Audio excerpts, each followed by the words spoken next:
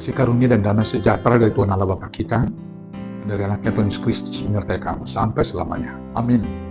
Selamat pagi Bapak Ibu Saudaraku yang terkasih dalam Yesus Kristus. Selamat melakukan semua aktivitas yang baik untuk memuliakan Tuhan. Dipandu firman-Nya dari Yohanes 1 ayat 9, demikian firman Tuhan. Pada keesokan harinya, Yohanes melihat Yesus datang kepadanya dan ia berkata, "Lihatlah anak domba Allah yang menghapus dosa dunia." Demikianlah firman Tuhan.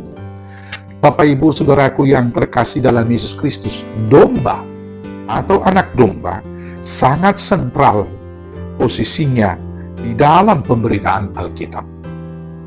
Domba menjadi korban pengganti manusia untuk menyelamatkan manusia itu dari hukuman karena dosa-dosanya. Anak domba diberitakan mulai dari kitab Kejadian sampai dengan kitab Wahyu. Dari begitu banyak referensi ayat-ayat Alkitab, mari coba kita pelajari beberapa ayat yang saya kutip dalam perenungan kita hari ini. Yang pertama dalam Kejadian 3 ayat 21. Anak domba telah menjadi korban pertama menebus manusia ketika Adam dan Hawa jatuh ke dalam dosa. Di dalam kejadian tersebut diceritakan ketika Adam dan Hawa memakan buah terlarang, yaitu buah pengetahuan yang baik dan yang buruk, mereka sadar akan ketelanjangan mereka, mereka sadar akan aib mereka, dan kemudian mereka berusaha menutupi ketelanjangan itu, menutupi keberdosaan itu, menutupi aib itu dengan mengambil daun pohon ara dan menyamatkan itu menjadi cawat mereka. Tetapi usaha manusia menutupi dosa itu, menutupi ketelanjangannya, menutupi aibnya, tidak berhasil dengan sempurna. Maka karena itu, karena cinta kasih daripada Tuhan, maka dia mengambil kulit seekor binatang dan kemudian membuat pakaian dari itu dan kemudian dipakaikan kepada manusia itu. Dalam Kejadian 3:21 dikatakan demikian.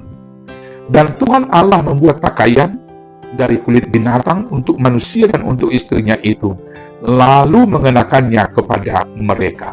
Ahli kitab mengatakan binatang yang dikorbankan dengan mengambil kulitnya itu adalah domba.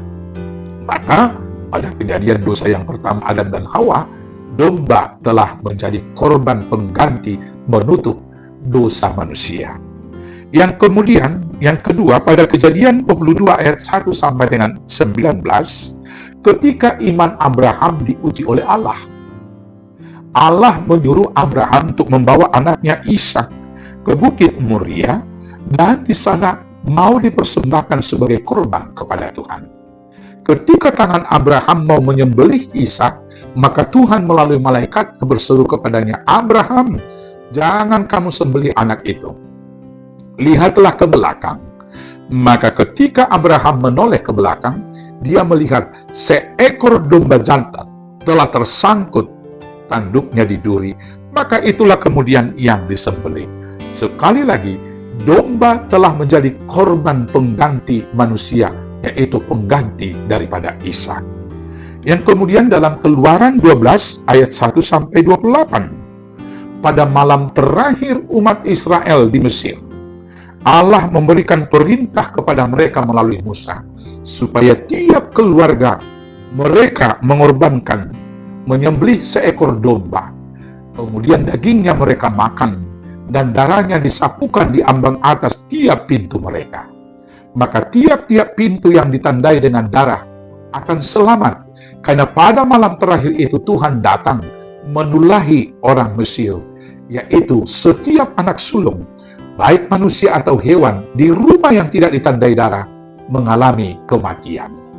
Maka hal itu terjadi. Setiap rumah yang ditandai dengan darah domba itu selamat, yaitu setiap umat Israel yang telah mengorbankan seekor domba.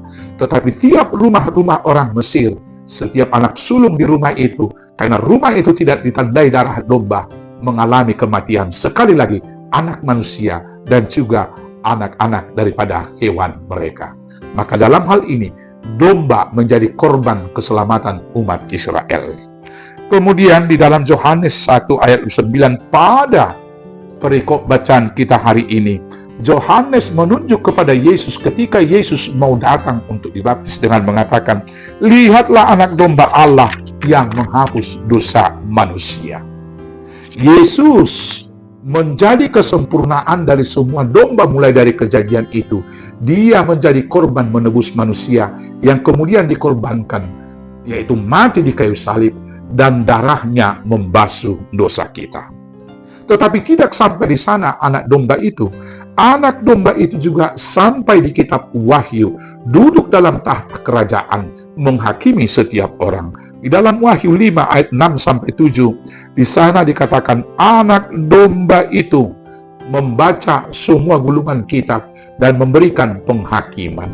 Bapak Ibu Saudaraku yang terkasih, anak domba yang menjadi korban bagi kita penebusan dosa kita adalah Yesus Kristus. Maka serahkan hidupmu dan percaya kepada Tuhan, karena firman telah digenapi, domba itu menjadi jalan keselamatan bagi kita, sebagaimana yang dikatakan dalam Yohanes 14 ayat 6, "Akulah jalan dan kebenaran dan hidup."